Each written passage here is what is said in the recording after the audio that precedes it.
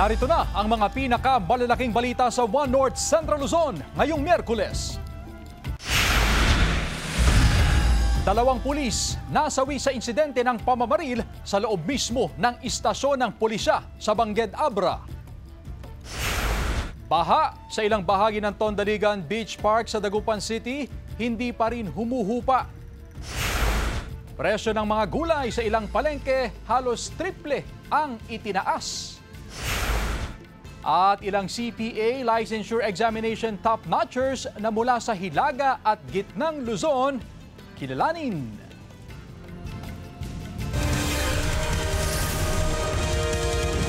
Ito ang GMA Regional TV, One North Central Luzon.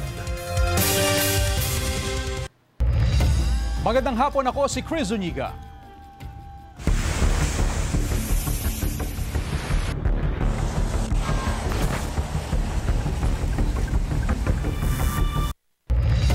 Dalawamputpito na ang naiulat na nasawi dahil sa hagupit ng nagdaang bagyong Uwan. Sa pinakauling datos ng Office of the Civil Defense, pinakamaraming namatay sa Cordillera Administrative Region. 9 sa Ifugao, 4 sa Benguet, 3 sa Mountain Province at 3 rin sa Kalinga. Nadagdagan din ang bilang ng mga sugatan na 36 na. Pinakamarami pa rin sa Cordillera. May 2 namang nawawala sa Kalinga. Sa datos naman ng National Disaster Risk Reduction and Management Council, umabot na sa halos 3,600,000 kabahayan o kababayan natin ang naapektuhan ng bagyo. Mahigit 600 infrastruktura ang nasira na may halagang mahigit sa 120 milyong piso. Umabot naman sa mahigit 41,000 bahay ang nasira. Presyo ng mga gulay sa ilang palengke halos triple ang itinaas. Yan ang balitang tinutukan live ni Jasmine Gabriel Galban. Jasmine? Chris, matapos manalas ang bagyong Uwan, ay epektado ngayon ang supply at presyo ng gulay sa iba't ibang pamilihan sa probinsya ng Pangasinan. Noong nakaraang linggo lang, mababa ang presyo ng karamihan sa mga ibinibentang gulay sa Mangaldan Public Market. Pero matapos ang pananalasa ng bagyong Uwan, halos triple itinaas sa presyo nito. Gaya ng sitaw na mula sa 40 hanggang 50 pesos kada kilo, umakyat na ngayon sa 120 hanggang 130 pesos kada kilo. Mula sa 40 pesos per kilo, mabibili ngayon sa 80 hanggang 100 pesos ang kada kilo ng okra. Maging ang kamatis na mula sa 40 pesos per kilo, umakyat sa 100 pesos per kilo. Tumaas din ang presyo ng highland vegetables, gaya ng carrots, patatas, repolyo at sayote. Mula sa dating 120 pesos, nasa halos 300 pesos ang kada kilo ngayon ng Benguet beans. Mataas, ma'am. Opo, ma'am. Kasi nasira yung gulay. Apektado rin ang kalidad ng mga ibinibentang gulay sa palengke. Ng bagyo. Yung quality po, pangit na rin po yung dumadating na produkto, madam, kasi yung hangin nga po. Wala po, kasi halos lahat bumagsak po eh. Na lahat. Nag-upo. Inaasahan pa raw ang pagtaas sa presyo ng mga gulay hanggang sa mga susunod na araw. Asahan na raw kasing maapektuhan ang supply nito. Kung magtutuloy-tuloy ang magandang panahon, posibleng sa loob ng 1 o 2 buwan pa, babalik sa normal ang presyo at supply ng mga gulay, ayon sa Sabang Industriya ng Agrikultura o SINAG. Yung presyo ngayon sa tingin natin is tataas dahil mga early harvest yan, kaya may ganun na presyo. Pero by next week, we expect na tataas na yung presyo. Chris, dito sa Malimgas Public Market sa lungsod ng Dagupan, sa ngayon ay marami pang ibinibentang gulay ang mga negosyante. Karamihan dito ay na-harvest matapos na manalasa ang bagyong Uwan. Samantala, ayon sa mga negosyante, nakausap na sila ng mga local farmers at nag-abiso na by next week ay posibleng kukonti na yung supply ng gulay na maibenta sa mga pamilihan dahil karamihan sa mga gulay ngayon ay na-harvest na matapos nga manalasa ang bagyong Uwan. Chris? Maraming salamat, Jasmine Gabriel Galban. Ilang bahay nasira sa pagragasa ng baha matapos umapaw ang Chico River. Narito ang report. Dito kasi sa amin, hindi namin nakalain na ganito kalakas yung magiging hagupit ng bagyong Yuan. Ito na yung pinakamalakas na bagyo na naranasan namin dito. Ganito ang makikita sa bayan ng Tuwao sa Cagayan matapos ang matinding pagbaha dahil sa bagyong Uwan na nagpapaapaw sa Chico River dulot ng dala nitong ulan. Nang humupa ang tubig, nagkalat ang mga putik sa kalsada, pati ang mga tinangay na troso. Nasira rin ang maraming bahay dahil sa pagragasan ng baha. Kabilang sa mga nawalan ng bahay, ang batang si Zoren, na sa kabila ng epekto ng bagyo, may sinagip na isang tuta. Nanginginig po, naaawa po ako. Tapos kinuha ko na po. Nalubog din sa baha ang Tuguegarao City. Lampas bewang ang tubig doon. May ilang residente nasa bubong na ng kanilang bahay. Kaya ang rescuers gumamit ng bangka para tulungan ang mga residente na lumikas. Ang Cagayan River umabot na sa critical level nang umangat ang tubig sa halos 12 meters. Hindi naman madaanan ng Tabuk-Enrile Road na nagdurugtong sa lalawigan ng Cagayan at Mountain Province. Dahil sa pagguho ng lupa at pagbagsak ng mga bato, nagsagawa na ng clearing operations doon ng DPWH. Ang mga ganitong operasyon, ipinag-utos na rin ni Pangulong Bongbong Marcos na isagawa 24/7. Dapat daw makumpunit malinis na ang mga kalsada sa iba't ibang bahagi ng bansa kasunod ng bagyong Uwan para sa kaligtasan ng bawat residente at motorista. Batay sa datos ng DPWH, halos 40 national road section sa bansa ang pansamantalang hindi madaanan dahil sa pagbaha, landslide, pati dahil sa mga humambalang na puno at poste. Jasmine Gabriel Galban, One North Central Luzon. Baha sa ilang bahagi ng Tondaligan Beach Park sa Dagupan City, hindi pa rin humuhupa. Sudan sa report ni Sandy Salvacio. 3 araw matapos ang pananalasa ng bagyong Uwan, sira-sira pa rin ang mga cottage. Nagkalat ang mga basura sa dalampasigan, maging ang mga sanga ng mga puno sa Tondaligan Beach sa Bonoan Gazette, Dagupan City. Bago pa man tumama ang bagyo noong linggo, itinali raw ng mga cottage owner ang kanilang mga kubo sa puno. Pero napinsala pa rin ang mga ito ng bagyo. Apektado ang kabuhayan ng mga cottage owner. Ito lahat puno ng mga basura. Yung may-ari niyan, na humingi ng tulong, buhat namin yung mapapakinabangan pa, mga lamesa, mga upuan, ganun, para magamit pa. Tinanggal yung mga basura. Ang ilan, bayanihan na sa pagsasaayos ng mga nasirang kubo. Ang beach tower kung saan nagbabantay ang mga lifeguard, pinatumba rin ng bagyo. Hindi pa rin humuhupa ang baha sa ilang bahagi ng Tondaligan Beach Park. Matataas at malalakas pa rin ang hampas ng alon sa Tondaligan Beach, kaya pinagbabawal pa rin mamasyal at tumangoy rito. Medyo kampante naman na kami na observe lang kung just in case lang na lilikas din kami. Continue pa rin po ang Philippine Coast Guard Substation Dagupan at ang iba pong substations sa pag-monitor po ng ating coastal areas at rivers. Kasama si Henry Dominsil, Sandy Salvacio, One North Central Luzon.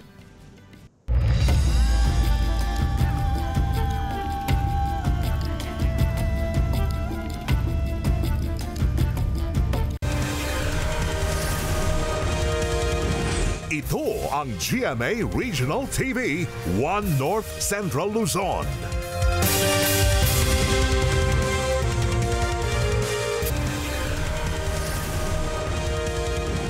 Ito ang GMA Regional TV, One North Central Luzon. Patay ang 2 PNP personnel ng Provincial Explosives and K9 Unit sa nangyaring pamamaril sa mismong istasyon ng pulisya sa Bangged Abra gabi noong Lunes. Ayon sa PNP, nagsisipilyo si Police Staff Sergeant O'Neil Ryan Kalika nang biglang lumabas mula sa kanyang kwarto si Police Lieutenant Jamison Bulataw, OIC at team leader ng PECU Abra. Dala ang kanyang baril at biglang pinaputokan si Kalika. Nagtamo ng 4 na tama ng bala sa kaliwang dibdib si Kalika. Matapos nito, binaril din ni Bulataw si Police Senior Master Sergeant Edwin Bandok. Ngunit hindi tinamaan si Bandok. Agad namang gumanti ng putok si Bandok kung saan tinamaan sa dibdib si Bulataw. Dead on arrival sa ospital sina Kalika at Bulataw. Sumuko si Bandok na naharap sa kaukulang kaso. Wala pa siyang pahayag. Wala pa tayong makitang motibo kung anong totoong dahilan. Sa initial nating investigasyon, ma'am, mayroong matagal na hindi pagkakaintindihan itong si Kalika at si Lieutenant Bulataw. Natagpuan ang bangkay ng isa sa 2 nawawala sa landslide sa Libuagan, Kalinga. Ngayong araw, ipagpapatuloy ang paghahanap sa isa pang natabunan ng lupa sa Barangay Western Uma. Nauna nang natagpuan sa guho ang bangkay ng 2 biktima. Ayon sa lokal na pamahalaan na ibigay na sa mga kaanak ang mga labi ng 3 biktima. Base naman sa investigasyon, 10 tao ang nasa loob ng bahay nang magka-landslide. Nakatakas daw ang 6 at naiwan sa loob ang 4. Samantala, lubog pa rin sa baha ang ilang lugar sa Ilagan, Isabela dahil sa nagdaang bagyong Uwan. Nasa 400 pamilya ang isolated sa isang subdivision dahil sa lampas taong tubig. Ang ilan sa mga residente roon sa mga bubong na namamalagi. Ang problema, tumaas pa raw ang baha roon kahapon dahil sa pagpapakawala ng tubig ng Magat Dam. Sa bubong na rin nananatili ang ilang residente sa Barangay Bagong Bayan. Nasa 40 bahay roon ang lubog pa sa baha. Sa kabuuan, mahigit 30,000 residente sa Ilagan City ang nasa evacuation centers pa rin. Ilang barangay at sakahan sa Nueva Ecija binaha dahil sa epekto ng nagdaang bagyo. Tutukan sa report ni Jewel Fernandez.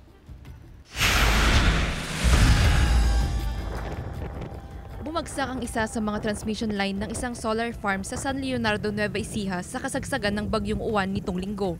Wala namang nasaktan sa insidente. Hindi pa operational ang bumagsak na transmission line kaya hindi ito nakaapekto sa pagkawala ng supply ng kuryente sa lugar. Wala pang pahayag ang pamunuan ng solar farm. Binaha naman ang ilang barangay malapit sa ilog ng San Leonardo. Pansamantalang iniakyat ng mga residente ang kanilang mga gamit at mga motorsiklo sa gilid ng kalsada para hindi malubog sa baha. Nalubog din sa baha ang mga bukid sa Gapan City. Mabuti na lamang at karamihan sa mga magsasaka ay nakapag-ani na ng kanilang mga palay bago pa dumating ang bagyong Uwan. Umabot sa 148 families o 862 individuals ang naapektuhan ng bagyo sa Gapan City. Sa bayan naman ng Peñaranda, umabot sa 104 families ang inilikas sa mga evacuation center dahil sa bagyong Uwan. Agad naman silang binigyan ng libreng kumot, unan at relief goods. Sa Jaén, Nueva Ecija, nasa 645 families o 2,400 individuals ang inilikas mula sa mahigit 10 barangay. Agad naman binigyan ng tulong ang mga residenteng lumikas. Unti-unti nang bumababa ang tubig sa Pampanga River sa Cabanatuan City. Malayo na ito sa mismong ilalim ng Cesar Vergara Bridge. Ilang lugar naman sa lungsod ang binaha dulot ng matinding pag-ulang dala ng bagyong Uwan. Jewel Fernandez, One North Central Luzon. Nalubog naman sa baha ang ilang bahagi ng 8 barangay sa Calasiao, Pangasinan matapos umabot sa 8.5 feet ang antas ng tubig sa Marusay, Sinucalan River dahil sa pananalasa ng bagyong Uwan. Pinakaapektado ang mga nasa low-lying barangay tulad ng Lasip, Longos, Talibao, Quezban, Buenlag, Nalsan, Poblacion East at Lumbang. Sa Sitio Subdivision sa Barangay Lumbang, umabot hanggang leeg ang tubig baha. Ang mga residente nasa ikalawang palapag na ng kanilang bahay. May kanya-kanya rin silang balsa na ginagamit kung lumalabas sila sa kanilang lugar. Ayon sa Calasiao MDRRMO, patuloy ang pagbaba o pagbaba ng tubig mula sa upstream kaya naranasan ang pagtaas ng antas ng tubig sa ilog. As of 9 a.m., bahagyang bumaba ang antas ng tubig sa naturang river system. Matapos ang pananalasa ng bagyong Uwan, nag-iimpake na ng mga gamit ang mga residente ng Barangay Maluwad, Dagupan City na lumikas noong pang-Sabado. Bago tuluyang umuwi ang mga ito, namahagi pa ng relief goods ang barangay sa mga apektadong pamilya. Isinabay na rin na ibigay ang mga gamot laban sa flu-like illnesses at leptospirosis ngayong pabago-bago ang panahon at may pagbaha. Mga punla at tanim na palay sa Mangaldan, Pangasinan nasira matapos malubog sa baha. Naritong report. Kasabay ng maaraw na panahon, sinamantala ng mga magsasaka sa Barangay Lanas, Mangaldan, Pangasinan na isalba ang mga punlang palay na nasira noong manalasang bagyong Uwan. Bukod sa nalubog sa baha, pinadapa ang mga ito ng malakas na hangin. Ang mga magsasaka, mano-mano itinatayo ang mga punla sa pagbabakasakaling makarecover pang mga ito. Malalim kasi ang tubig, tapos maraming kuhol, yung iba kinakain ng kuhol. Yung iba sinisira ng tubig kaya ayun, nagkasira-sira. Problema ngayon ng mga magsasaka dahil kung hindi na maisalba ang mga nasirang bagong tanim na punla ay mapipilitan silang gumastos muli para makapagtanim ng punla. Problema naman namin na magsasaka kung ano ang dapat gawin namin. Logi na naman, madam. Nakatakda naman daw tumulong ang lokal na pamahalaan sa mga apektadong magsasaka. Kung kinakailangan daw, muli silang mamamahagi ng binhi o certified seed sa mga magsasaka. May mga available na rin daw na pataba na ipamamahagi sa mga magsasaka. Meron naman pong diniliver pero subject for verification at analysis para sa ganun pag binigay siya sa magsasaka, yung diniliver po na abono ay talagang tugma doon sa expected na requirement ng ating magsasaka. Malawakan ang ginagawang assessment ng Mangaldan Agriculture Office sa mga sakahan para makita ang lawak ng pinsala ng Bagyong Uwan sa agrikultura ng bayan. Kasama si Daryl Peralta, Jasmine Gabriel Galvan, One North Central Luzon.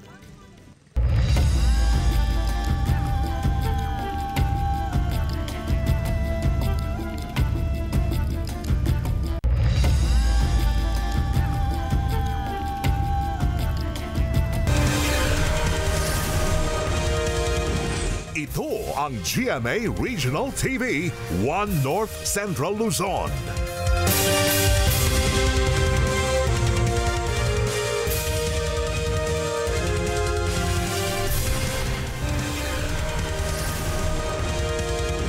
Ito ang GMA Regional TV, One North Central Luzon. Nananatili pa rin sa intensive care unit ng isang ospital si Chief Presidential Legal Counsel at dating Senate President Juan Ponce Enrile. Sa pinakabagong pahayag ng kanyang anak na si Katrina, kaninang umaga, kinumpirma niyang ginagamot dahil sa pneumonia ang kanyang ama. Nagpapasalamat din siya sa medical team ng ama at sa mga nagdarasal at nagpaabot ng suporta sa kanilang pamilya. Binibigyan niya ng best possible treatment and attention ng medical team ang kanyang ama. Humihingi rin ang pamilya Enrile ng privacy sa panahong ito.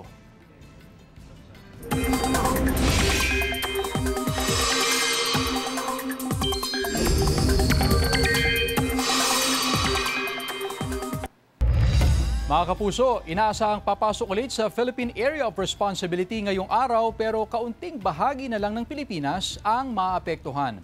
Sa 11 AM Bulletin ng Pag-asa, huling namataan ang sentro ng Bagyong Uwan sa layong 270 kilometers west-northwest ng Itbayat, Batanes.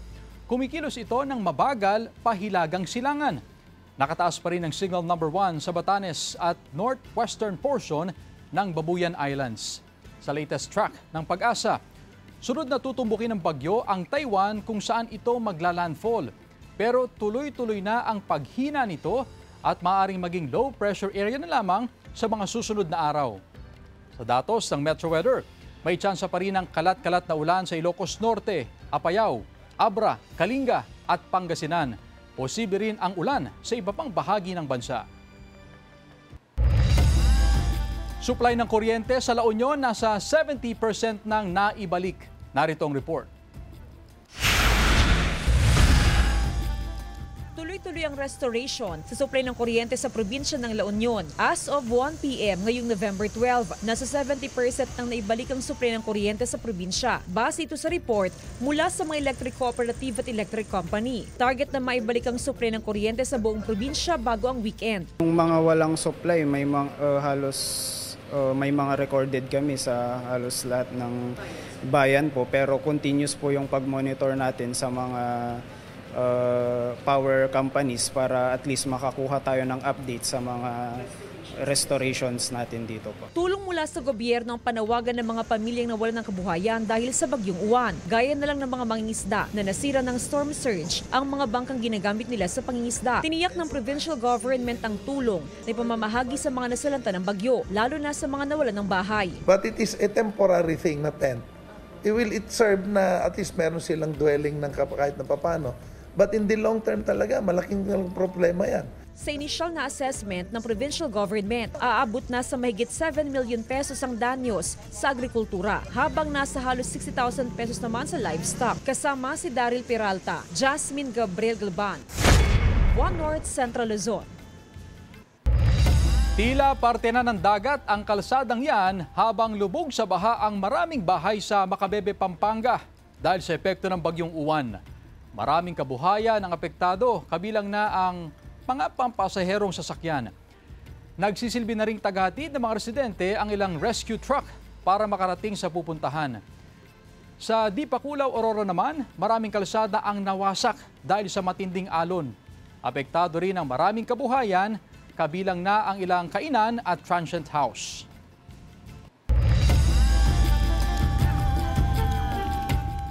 Samantala, 3 Pangasinense kabilang sa top-notchers sa katatapos na Certified Public Accountant Licensure Examination. Atin silang kilalanin sa report. Tinanghal na rank 1 sa katatapos lang na Certified Public Accountant Licensure Examination ang 20 anyos na si Mike Ronel Diwa Castro, tubong barangay Santa Teresa 1st, Lubao, Pampanga. Produkto ng Pampanga State University si Castro. Aminado si Castro na sa likod ng kanyang tagumpay ay mga gabing halos walang tulog, puno ng kaba, pagod. Pero para sa kanya, bawat sakripisyo ay may katapat na gantimpala. Ayon sa kanya, ang tunay na tagumpay ay hindi nasusukat sa taas ng marka, kundi sa taas ng pangarap at tibay ng loob. Sobrang saya po kasi I never expected me na mapunta sa gantong situation. Yung mga companies na po yung lumalapit sa akin. Pasok din bilang top-notchers ang 3 magkakaibigan mula sa Pangasinan. Rank 2 si Hana Katrina De Vera na mula sa Calasiao. Rank 6 si Erico Sambulasok na tubong Lingayen. At rank 8 naman si Sofia Marie Cancino na residente ng San Carlos City. Actually ngayon po parang hindi pa rin po ako makapaniwala. Na-reality na po kasi dati parang in-imagine ko lang po yung sarili ko na makakapasa po ako and ngayon nakapasa na po and top-notcher pa po. Thankfully, tinulungan din naman ako ng Panginoon natin, syempre sa dasal na rin po, na gawin ko rin po yung best ko. Natulungan niyo rin po ako na makapag-focus, na magkaroon ng disiplina. Very challenging and mahirap po talaga to na endeavor. Bilang tayo po yung magte-take ng exam, sa atin din po magsisimula yung maniwala tayo sa sarili natin. Ayon sa pamunuan ng paaralan, senior high school pa lang daw ang 3 ay nakitaan na ng malaking potensyal, lalo't consistent achiever din ang mga ito. Maliban sa kanila, pasado rin sa exam ang 4 na po pa nilang mga kasama sa institusyon. Like ko sinasabi sa kanila na believe in the system. Lahat naman yan pwede, lahat naman ng kurso, okay naman lahat yan. Importante, you enjoy what you're doing. Kasama si Daryl Peralta, Sandy Salvacio, One North, Central Luzon.